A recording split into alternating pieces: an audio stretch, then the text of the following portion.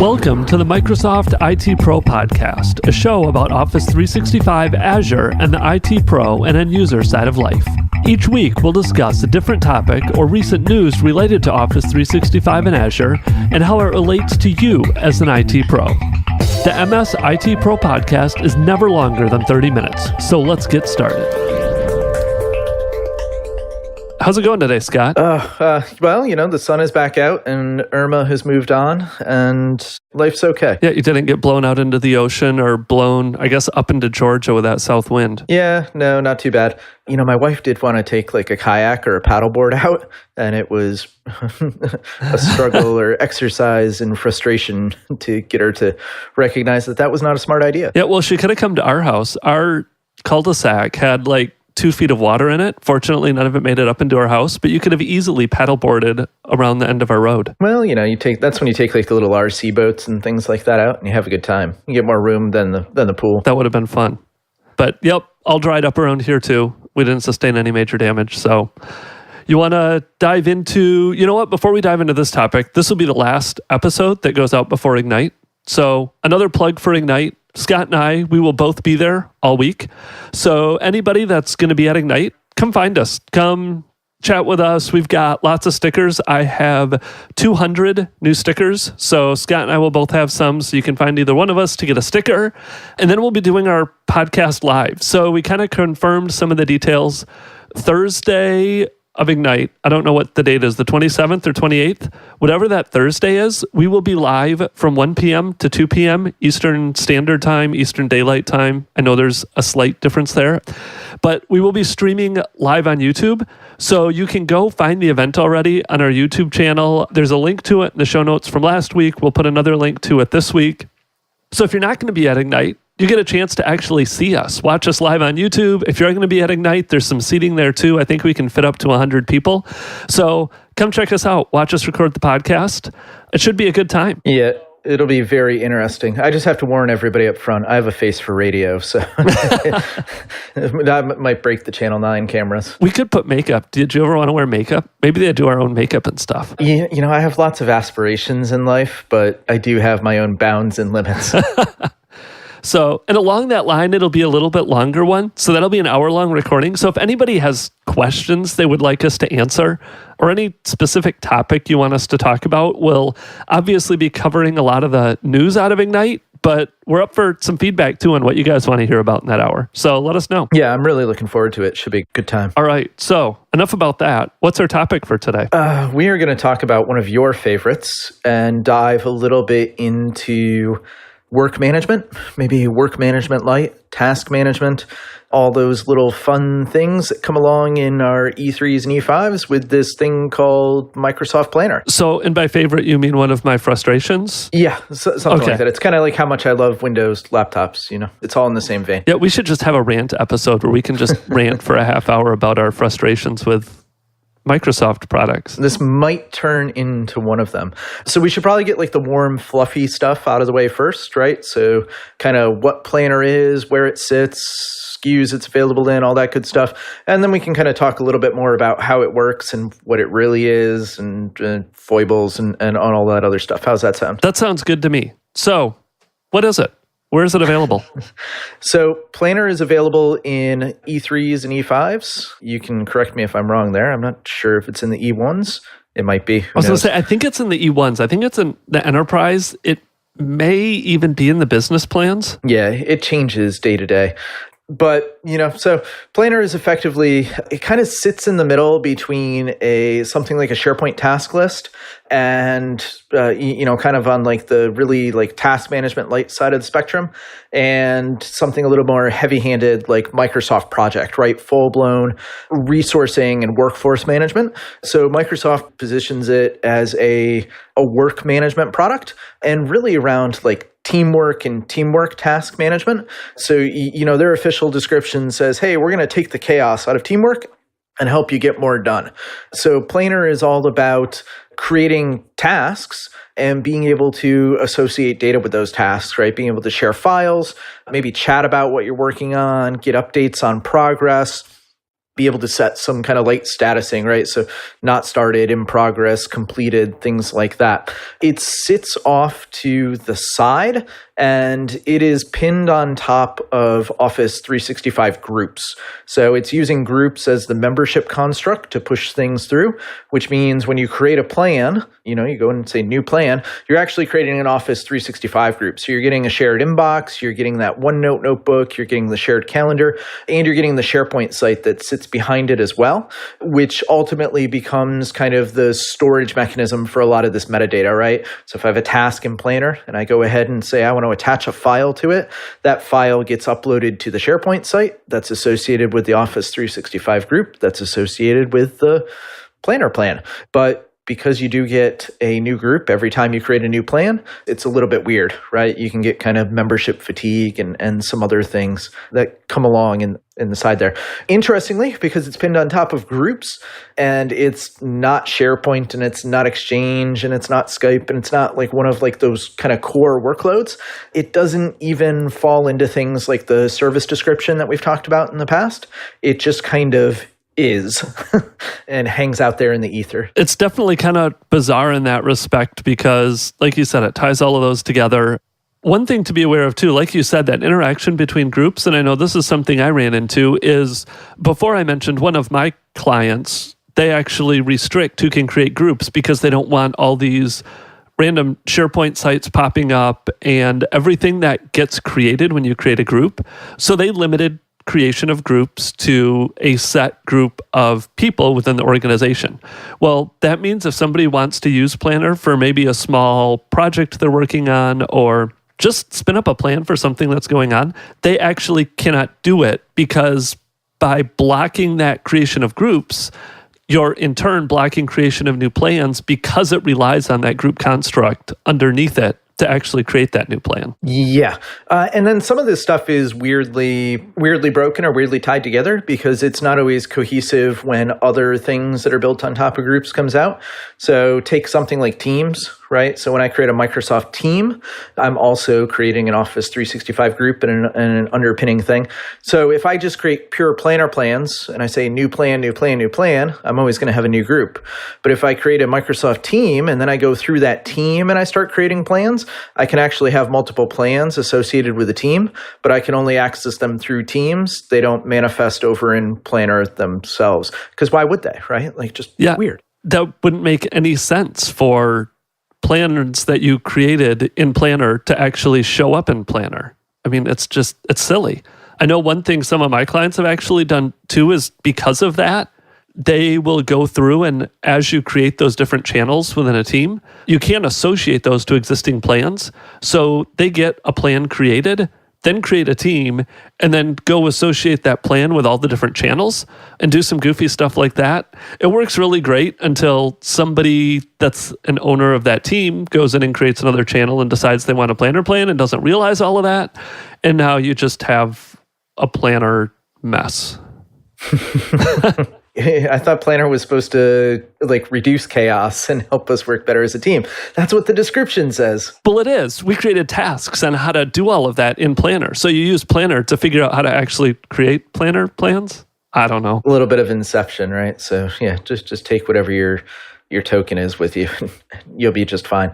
So being that this is pinned on top of groups, there are some kind of requirements that go in there. So to successfully use Planner plans, ideally your users are going to be associated for all the core workloads that sit behind them. So you can't have a user who's assigned just Exchange and expect them to be successful in Planner because they really need a license for SharePoint to be able to interact with files and all that good stuff. So, within those kind of core SKU packs, if you've done any kind of SKU pack customization or you're turning off sub entitlements, things like that, you're going to have to be kind of careful how you roll this out if you do choose to roll it out because it can manifest itself in some weird ways if you don't do all that. Yeah. So going into some of the licensing, I know groups, I can have some of those external users. If I need to collaborate with a partner, a consultant, a contractor, and I invite them as an external user to my group, or now I can actually invite external users to Teams as well, which we'll have to go into that in another episode. But does that work with Planner too then? Can I assign tasks to those external users and use that to kind of manage those tasks with that group with those external users? They can't get into Planner. So there's nothing there for them, right? You could maybe send them an email. So if they do participate in the group and they see like the email flows that are coming out of the group, but keep in mind, external users can't actually see like the shared inbox inside of Outlook or inside of like Outlook on the web. So they have a very limited view of the world anyway. It's really for internal team management and not too much going on with the external side of the world today. And that's kind of a shame because Microsoft, for all the rigidity around this tool, if you ever step into Planner and you start working with it, it's effectively a Kanban board. And, it's an online Kanban board. So it might as well be like something like Trello or Asana or kind of one of those other public offerings where you can do that cross-org, cross-person collaboration. And it's just not there. It's a shame. I like the interface. I like what they've done with Planner. I would love to work in it more and utilize it more. But there's just a few of these core features and services kind of under the scenes that I just find that are lacking when I try to use it for any type of scale or any type of really effective task management, at least for myself. I do have some clients that actually love it and use it all the time. So as we go through this too, I don't want to feel like we're completely tearing it apart because I do. I like the interface. I like what they're trying to do. They need to take it to the next level. They need to take it another step up, I feel like, for it to really be as effective as I would like it to be. Yeah, so I think it's helpful to kind of set expectations and get everybody to where they need to be, right, before you roll things like this out. So you mentioned something interesting. So you said you're trying to use Planner for task management. And typically when we think about task management, we think about like individual tasking, right? So I have a resource and maybe that's a person or a team, and I'm going to assign them a concrete set of things that I need check marks against, right? I need this to be done, this to be done, this to be done, that kind of thing. So Planner's not great for task management. What it's really meant to do and kind of where it's supposed to sit is more for like a work management kind of thing. So stop thinking about like individual tasks and take it up a level and think more about like, hey, how can I have better visibility into a holistically driven like team process and be able to push it all up there? Because one of the things that's going to happen is if you think about it as individual task management, you immediately get in that rut of saying, well, it doesn't do what I want it to do because you haven't kind of understood the inherent limitations, right? So if I think about it as managing a body of work and not necessarily individual users in there, maybe it's not as frustrating when I can't assign a task in a Planner plan to somebody who's outside the team, right? And be able to push things across kind of cross-functionally like that. I find they shine, for me personally, when you've got one or two people who are kind of trying to drive those work products forward, whatever they are. It could be like a project at work, could be, your weekly team meetings, whatever it is, things that are going in. But if you have kind of one or two people who are kind of managing that and can kind of help drive it into where it needs to be so that the buckets look right, so that you're getting kind of the value out of burn down charts and things that you need, it can be workable. But it's a lot to keep in the back of your head as you're working it to say, well, I know it's going to fall down here, so I'm not even going to bother doing that. Yeah, it's interesting. So one thing I do like about it too, as you're trying to manage all of that, especially if you do use Office 365, like you said, it's tied into so many of those other features when it comes to the SharePoint site that's tied to your group and it's tied to all of those other services. It does help. Like when you want to attach a file to it, say you have one of those tasks that you're working on and you want to attach a file, upload a file, it ties it into that SharePoint site. So one thing I've found when I'm working with some of those other ones too, like a Trello or with even a Wunderlist at this point in time, if you want to attach a file from some type of cloud-based storage, you're pretty much limited to Dropbox and Google Drive. Some of them have box.com in there. But if you're trying to manage all your files and keep everything together in a SharePoint site, some of those other task management tools kind of fall short because they don't integrate with SharePoint or with those team sites. So that is one aspect of Planner that I really like, is that ability to just keep it all together in a little bit tighter knit bucket, so you don't have stuff scattered everywhere. So let's kind of dive into that. So Planner plans are effectively Kanban boards, right? So in Kanban boards, we have buckets, and your buckets can be whatever you want. They could be like, these are my to-dos, these are my in progress to-dos, and these are my completed to-dos, right? So what I've got coming up, what I'm doing now, what's already done, right? So when you create a task in Planner, you can do a couple things with that task. So first of all, it has a piece of metadata that says which bucket do I live in? And so I live in to be done, doing, or done. Easy enough. It has a status associated with it, and there's no custom progress. You don't say, hey, I'm 50% complete with a task, or I'm 75% complete. You're not driving towards resourcing that way. Things are either not started, they're in progress, or they're complete. They can have start dates and end dates. Those start dates and end dates don't mean anything. They don't trigger anything. They don't show up on a calendar.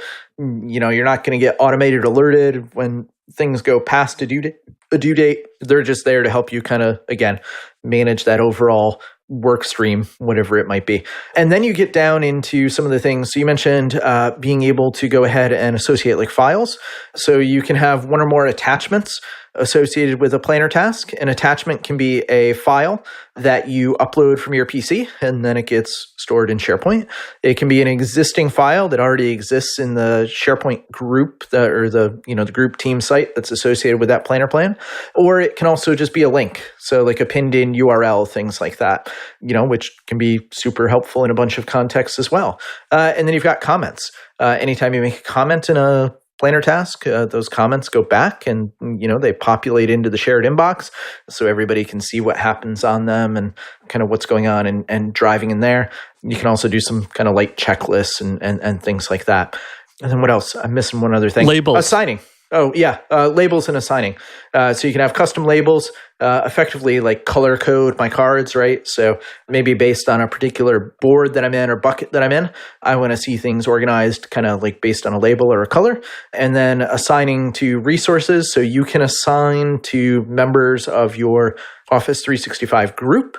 And you can, as of a couple months ago, actually do multiple assignments for a single task, which is finally nice. Yeah, it is. And again, there's a lot of stuff you can put there. One disadvantage, I think, is as you fill out some of that stuff, especially the things like the labels, you don't really have a lot of options to necessarily filter or sort by how you want to see them.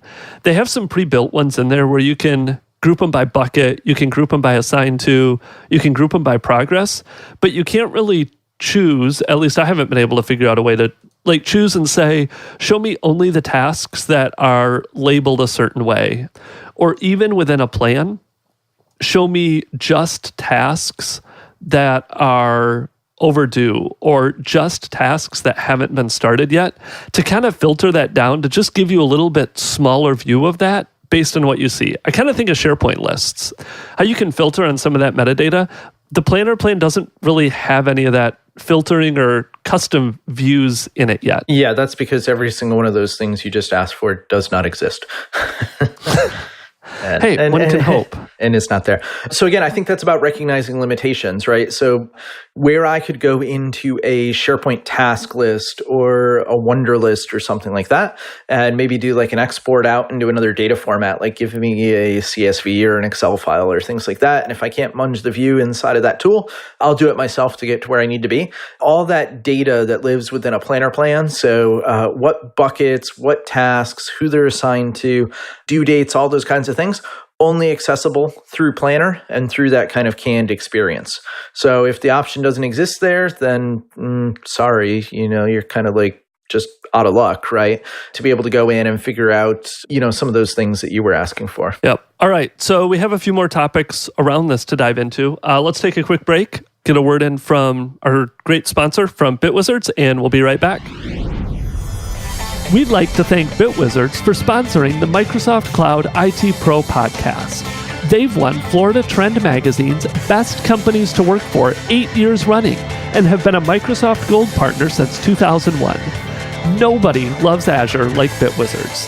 BitWizards is looking for talented, like-minded IT pros with a knack for Azure. If you're listening to this podcast, you'd likely be a great fit at BitWizards. Just think, you could be listening to Scott and me on the beach. Go to bitwizards.com/cloudsmith right now to apply. And we are back. Here we are again. So, one other thing. This one I actually kind of like, especially if you're more of that project manager, you are managing several of these plans, and you want to get a high-level snapshot. In the planner, they have a couple different views you can see, and one of these is the Planner Hub. So this is a central spot where it goes and gives you a snapshot of all of the plans.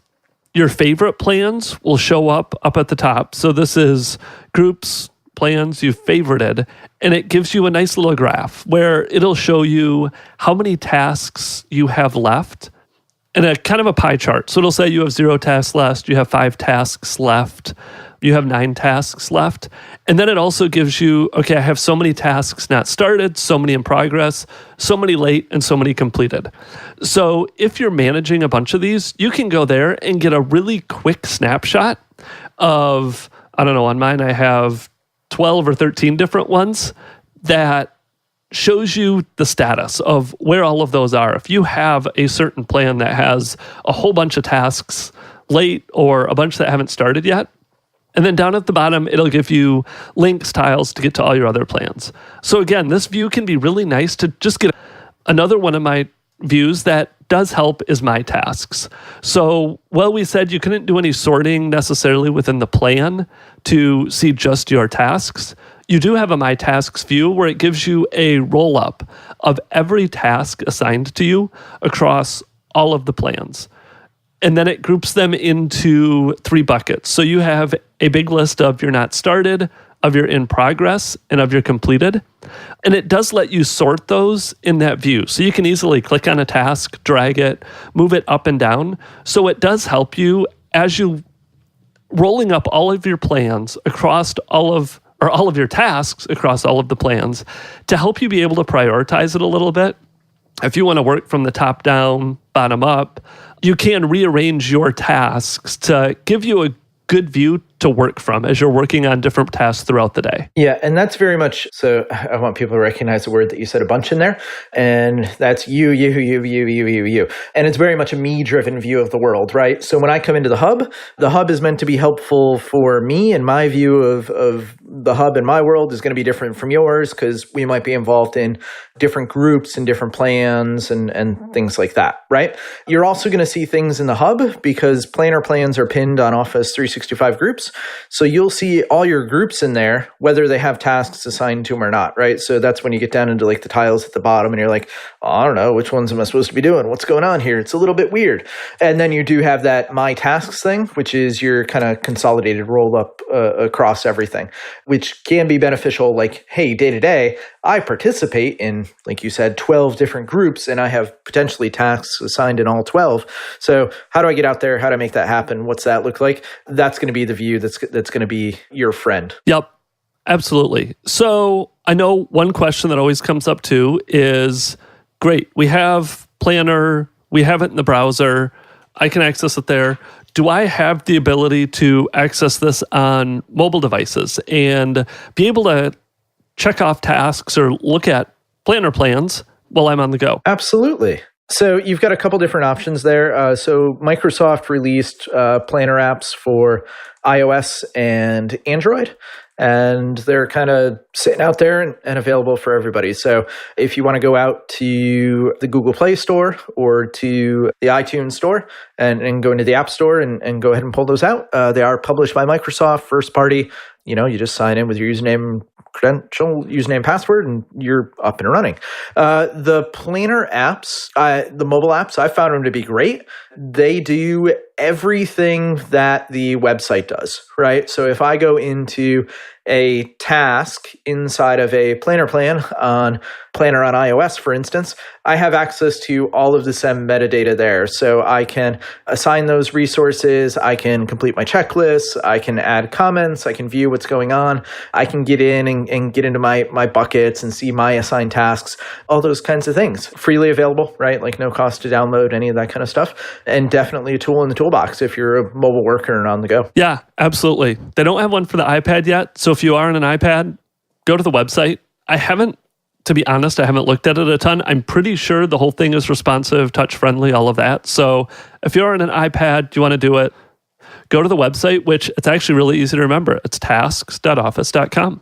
Pull it up, look at it there. So one other thing, I know people may be wondering, this is one of my biggest, I would love to see Microsoft's roadmap on all of this. They have several mobile apps. They have several different places you can put tasks. I know they have Microsoft To Do.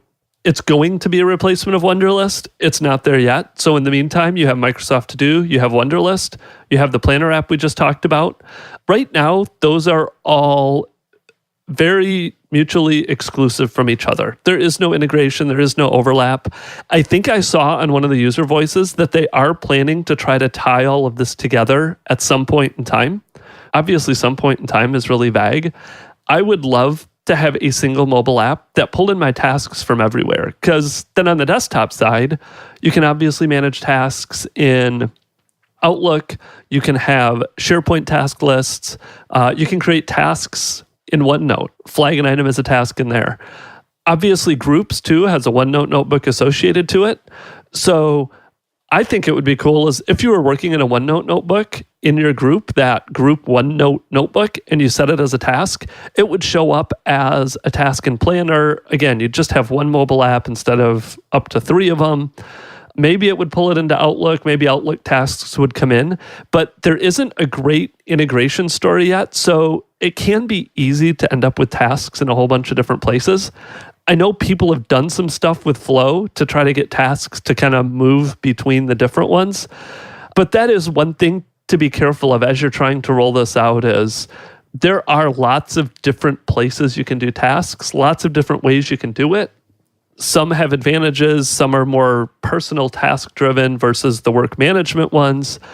But I would love to see a roadmap from Microsoft on all of those together. Yeah, I think this is where you have to be very intentional. And hopefully, if you're the IT pro on your team and you're in charge of kind of helping define some of the mission and vision for when these entitlements get assigned, you're keeping up to date so that you can give your users that guidance, or you can work with kind of your change management teams and get there. Because they are very different products, right? So task management in SharePoint is not the same as quote unquote work management over in Planner, which is not as the same as personal task management over inside of To Do or Wunderlist and all those kinds of things. And it is very disjointed and can be very confusing and very frustrating if you don't know about all those things up front. Yep. All right. I think that about does it for time. Any last things we want to talk about?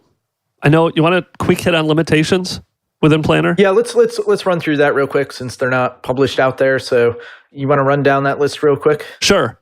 Like you said, they're not published. We don't have a central document or a central place where we can view all the limitations. There is one thread out there that there's even some disagreement within the thread about not being able to have more than 250 tasks per plan. Some people say that was the limit. Once they get 250 tasks in a plan, it gives them an error. Some other people are saying, no, it should only be, I can't assign more than 250 tasks per user. But you can create up to 1,500 tasks and assign it to different users. Again, there was kind of some disagreement going on about what it is. Right now, based on the current status of the thread, it appears that the limitation is 250 active tasks, which are tasks either not started or in progress per plan. We'll post a link to this in the show notes so you can go out to the tech community. It's techcommunity.microsoft.com. Follow this thread. This truly is the only thing I have found about Planner limitations. Probably something good to follow and to keep an eye on.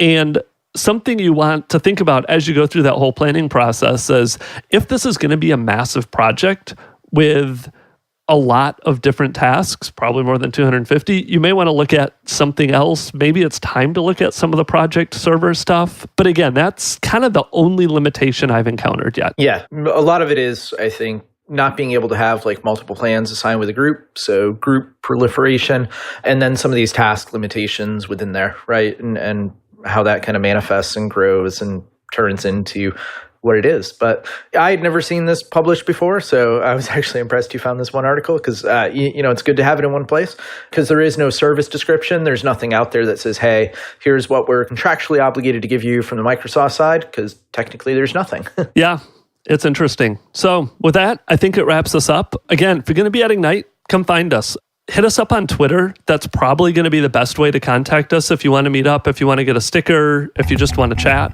I'm at Ben Stedgink. Scott is at Cyphertext. Go look at our About page, and we'll put our Twitter handles in the show notes if you want to be able to follow us, meet up with us at Ignite. So with that, we will talk to you later, Scott. Awesome. Thanks, Ben. If you enjoyed the podcast, go leave us a 5-star rating in iTunes. It helps to get the word out so more IT pros can learn about Office 365 and Azure. If you have any questions you want us to address on the show or feedback about the show, feel free to reach out via our website, Twitter, or Facebook. Thanks again for listening and have a great day.